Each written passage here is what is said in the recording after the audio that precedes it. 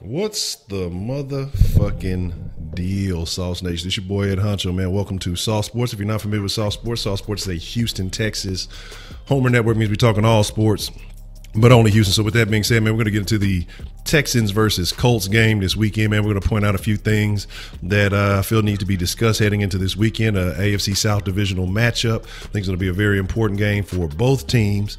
And again, hey, if you are new to this and not true to this, make sure you go ahead and show some love. Follow Sauce Sports on Instagram and Twitter at Sauce Sports HTX. And while you're doing that, make sure you hit that like and subscribe button, man, because like I said, we talking Texans all day, every day. And we go live pretty much every night, 7 o'clock Central Standard Time. You call in with your texts and your thoughts on the Sauce line. So again, welcome to Sauce Sports again if you are new, and if not, let's go ahead and get into some conversation because y'all know how we do this.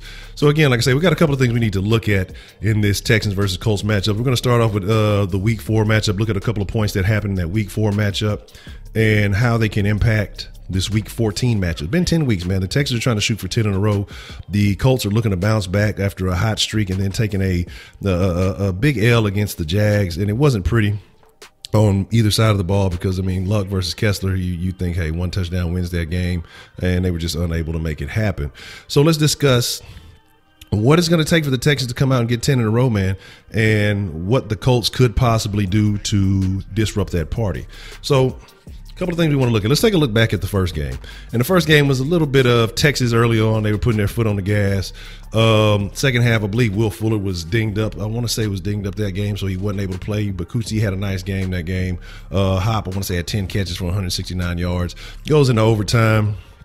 And the Texans end up winning. But a lot of people were criticizing in overtime because the Colts had it and had a chance to punt the ball. And the people say, well, hey, if the Colts would have punted, Texas don't win this game. But I think Frank Reich made the right decision because ultimately you just had a 3rd and 21. You just gained 17 yards. You feel like your team has the momentum. You punt that ball, you don't get it back. That's your last opportunity to score. So if you felt like, hey, we just got 17 on 3rd down, why can't we get another 4? I don't think it was a bad decision ultimately because, we know the Texans came out on top and, that's the team. So, hey, I'm not tripping on that. But I think ultimately if you look back and take the fandom out of it, you look at the numbers, that's probably the smartest decision that you can make if you're trying to win that game. Because I think the Colts came into the situation 1-2. I want to say at that point the Jags and the Titans were leading the division. I can't remember if they were both 3-0 or not. But, they were looking pretty solid. And so you got to look at the overall picture, not just this game in the division, but, not just the game against your divisional opponent, but the rest of the division also. So I think he made the right decision at that moment. When it came down to it, ultimately they were unsuccessful. And I feel like even if they would have punted, the Texans would have been able to move the ball down the field because they were starting to pick up a little bit of momentum. Hop made a great play after, I think, like a catch for about 20-something yards, and then, like I say, put them right in the field goal position, and ckin went ahead and sealed the deal. Now, couple of things going into this game, and we're going to look at some of the stats from the last game and how they may impact this game. So Watson, I think, threw for about 370. He threw about 347. I'm saying 370. I'm overdoing it. He had about 350, close to 350 passing yards, 347. The Texans were able to rush for 119. So even though Lamar Miller, I think he had about 50 yards, the Texans were still able to put up close to 120 yards on the ground, which was essential in the victory. Overall, though, Luck put up 400 and some change. I want to say they had, only 41 yards rushing, which was essential. The Texans have been stopping the run all year, so, I mean, that's kind of nothing new. That has been the one consistent from the beginning of the season to now. The Texans have been solid against the run, even with some of the more solid running backs coming into town. But again, so Watson had a solid passing day. I think he had an interception, a couple of TDs. But you had Luck with the Indy with 2 fumbles, and I think that benefited. The Texans gave up 7 sacks because that's when the line was still going through some things. That's when Rankin was still in the mix. And since he has been out of the conversation, you've seen Watson be able to stay upright, look much healthier, and not have as many problems with the pressure. I mean, the pressure's still there because they've also minimized the amount of attempts they were taking. He took 42 pass attempts that game. I think he was good for 29 of them. And once they reduced the number of pass attempts that Watson was going through, or that he was throwing, you saw the hits go down. I think now they're 3rd from last. At one point, they were last by a significant margin. They gave up the most hits, most sacks by a significant margin. So the fact that over these last few weeks that they became closer to the pack. And even now there's a couple of teams that have actually passed him up in QB hits and sacks. That bodes very well. That tells you what this offensive line has done. That tells you what the adjustments made by Bill O'Brien, even though everybody still hates him and you still got people talking about firing. But again, you know, some people are going to remain forever illogical. That what his adjustments have done to keep Deshaun safe and upright. So they've severely reduced the numbers of hits that he was taking. And we know that the Indy line has been quality. I think they've only given up a sack over the last 4 or 5 games, maybe more than that, so don't quote me on that. But the time of possession is what was essential. The Texans held the ball for 40 minutes. The Colts had the ball for 30 minutes. Basically, you got to count, you know, overtime going in OT. The Texans have been dominant in time possession at the last few games. Colts have generally had less time of possession over average as their opponents throughout this season. But I want to look at what's happened since that last meeting. The Texans have gone on a 9-game winning streak, again, shooting for number 10. The Colts had a 5-game winning streak in the midst of that, but then they had a couple of losses. They took a loss to the Pats, the Jets, and the Jags.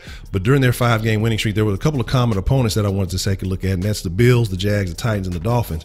A lot of the national media was talking about how hot the Colts are, how they're on fire, and they're on this win streak, but yet have remained relatively silent, even though the Texans have been able to string together 9 quality wins. I don't care how you say how they got them. A win is a win. And they've been able to chain those together, some better than others. And a lot of those were on the road initially. And since they've come back home, we've seen more dominant wins, better execution, things like that. With a young team, I think playing at home stabilized them a little bit. And that's going to be a plus for the Texans when the Colts are coming to town. And that's excellent that the Texans got all of their divisional games out of the way, or the away games out early. And now that they're coming back home for a solid finish in the division. So a couple of factors in this game that I think are going to be important that we don't know. You got to look at health. You got to look at who's going to be available. So on our end, QT, I want to say, what he had 11 for like 109 or something like that in his first meeting. And he's only been available for 6 games, and you might as well say 5 games. There's a couple of games where he went out at the half. I want to say it was a Jags and the Titans game where actually we got injured, and then he missed a couple of weeks afterwards. So his availability has been kind of sketchy, and even when he has been available, the health factor has been a little iffy. It's been that hamstring consistently, but when he is here, he is a dominant asset. He is a guy that gets the yak yard. He's a guy that fights for extra yards, and so you like what he brings to the table. If he can come back and be available at home in return to Deontay Foreman coming in, don't expect a lot from Deontay Foreman because, again, like I say, he's just getting acclimated. I think if we get a healthy lead, you may be able to see a little bit more of him, but don't expect to see too much of him early on if it's a competitive game because, again, he has to get in the game shape, and I think a couple of runs here and there they may implement him in, but it may be nice to have a 3-headed monster, and he'll be better as the weeks go on. So the availability of Kuti, because he was such an asset in the first game, and with Will Fuller being unavailable, who was there in the first game, even though he only played a half, we're going to need as much receiving options as we can have. Demaryius Thomas, he's going to be a nice asset, so that'll be a difference between this game and that game. The first game that we played, you got to look at it, and I made mention of Martinez Rankin start. Martinez Rankin is not seeing the field unless it's just a super situation. I want to say last week that we had an injury, and they basically adjusted, moved Fulton out to tackle, and did everything in their power to keep the O-lineman that we had on the field and not bring in Martinez Rankin. Usually when a guard goes down, he would fill in for him. And I know Fulton is quite possibly out this game, and Manx is going to most likely be starting in his place.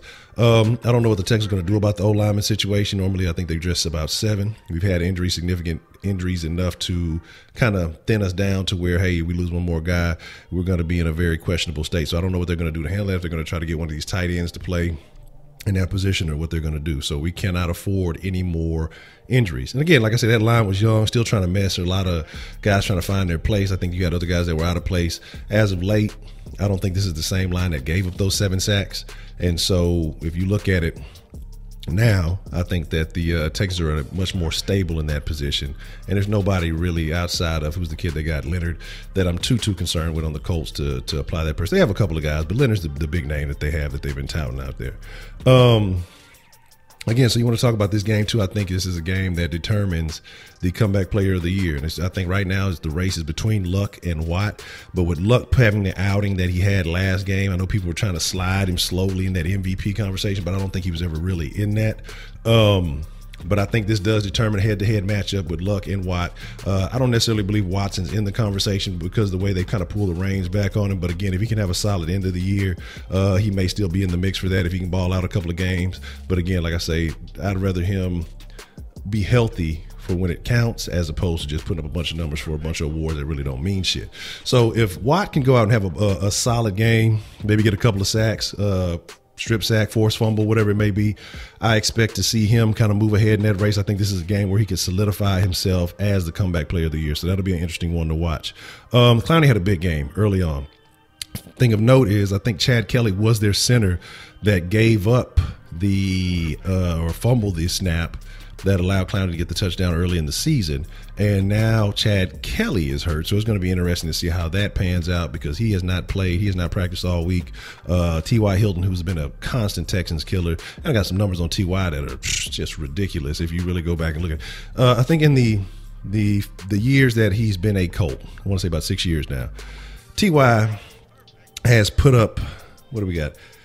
1,246 yards and 67 catches against the Texans. Ridiculous. Now, on the road, that means here in Houston, he has had 32 catches for 734 yards and 6 TDs. That's averaging 5.3 receptions a game at 122 yards a game and a touchdown a game.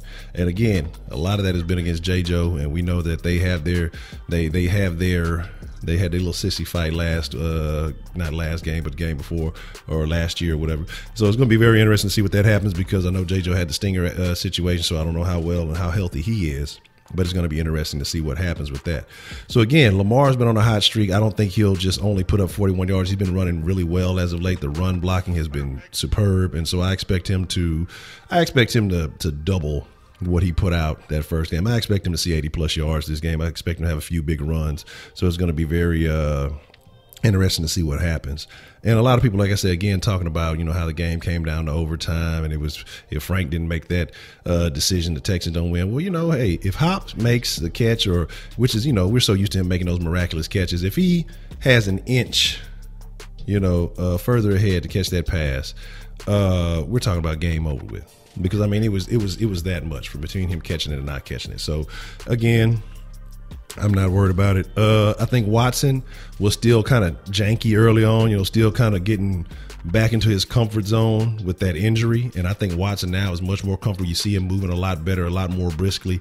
So I expect him to be able to move more fluidly. And again, if the holes open up, then he'll be able to run. So I'm not too worried about that. Colts have a lot of injuries, man. A lot of did not practice. Again, a couple of starters. Both their starting receivers have not practiced at the time of this recording. As far as the information up till Thursday. Dontrell Inman and T.Y. Hilton. Those are your starting guys. I think one of their backup receivers hasn't practiced. You got a starting cornerback who is at Hairston.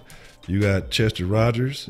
T.Y.'s backup. That's the one who hadn't, the receiver who hadn't played. Eric Ebron did not practice. And so, again, Malik Hooker has been limited. These are some of their bigger names, some of their more important names, and I think that is pretty interesting that these guys have not. And I'm not saying, oh, cool, we want to take advantage of that, because you want your best guys to play. You want to always compete against their best.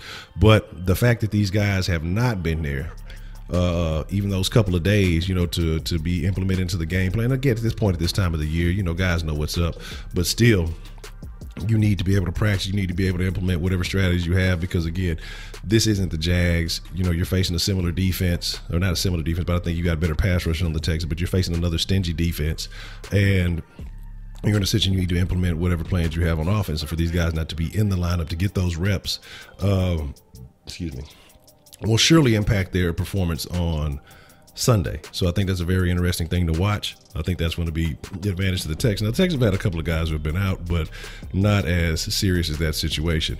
I know Watt missed a little bit. I think part of it was the funeral, and then, Watt's just a guy. There's no worry about Watt. You got to give him a little bit of time to recover. He knows what to do. He's a veteran in this league. He's an old school tough guy. So we're not really worried about him, and he's going to do what he does anyway. So I think part of the problem that the Colts are going to have is being able to stop Clowney. They had a tough time stopping him before. And I know, again, their line has been solid. But, again, I don't think they faced pass rushers quite like the Texans. And, again, the Jags, a solid defense. Titans, a solid defense. The Bills, solid defense. They were able to get wins against all these teams. But you saw what happened last week. The Jags were able to keep them out of the end zone. The Texans between the 20s are very, very stingy, and so it's going to take a little bit to get in that red zone. Now, they're not as stingy in the red zone. It gets a little bit more difficult for the Texans, but I feel like either way it goes, I feel like the Texans defense just has the advantage over here. And then we know that the Colts defense, they're getting better, but they're not quite talented enough to stop the Texans and what they do. Last game, a lot of that soft cover zone shit that Cornell likes to do once we get a solid lead, and that kills me. But that allowed the Colts to get back in the game, trying to keep everything in front of them. But when you got guys who can catch and run with the ball, that stuff tends to hurt you. So again, ultimately, y'all can kind of see where I'm going with this. Y'all can kind of see where what I'm feeling and how I'm feeling about this game. I really think the Texans are going to take this one again, coming back at home where they're much more comfortable. They were able to get the win in Indy. Indy wants to bounce back. They want to still feel like they're in the conversation. If a couple of things happen, they may still be in the mix. But with the Titans taking over the Jags, they may be in a better position than Indy is, especially with them having to face us. I'm gonna call this one for the Texans, man. I'm not going to give you my score prediction. We do the pregame shows an hour before the game. We live stream every game, and immediately after game, we do a post-game show every game. So make sure you tune in for that if you want to get my prediction. And, of course, you guys can text in, call in, give your predictions, your thoughts, and your feelings on the game coming up. We'll be live tonight. So, again, make sure you tune in. Make sure you subscribe, hit that button. Make sure you're a part of the live conversation. 7 o'clock Central Standard Time. But again, like I say, I'm your host, Ed Honcho, man. I appreciate you guys for coming through. Again, this is All Sports Only Houston. Shout out to everybody who's got their Sauce Care package, everybody who's been tagging me in the pictures, man. I love it. It's a beautiful sight. I love everybody rocking shirts and the wristbands. It's a very beautiful thing. But like I say, Sauce Nation, we're on the come up, man. We're on the rise. And, ain't no stopping us. So we're going to drip. They're going to trip. It is what it is. I appreciate each and every one of you. You guys are the freshest motherfucking ingredients in the world. Make sure you become a fresh ingredient. Hit that like and subscribe button, man. And some of y'all like, I've never been here before. What's the fresh ingredient, man? Hey, you can't make the fucking sauce without fresh fucking ingredients. That's what makes the sauce so motherfucking flavorful. Y'all be cool like y'all be cool. It's your boy Ed Honcho. Hey, man, I'm out, Jack. Peace.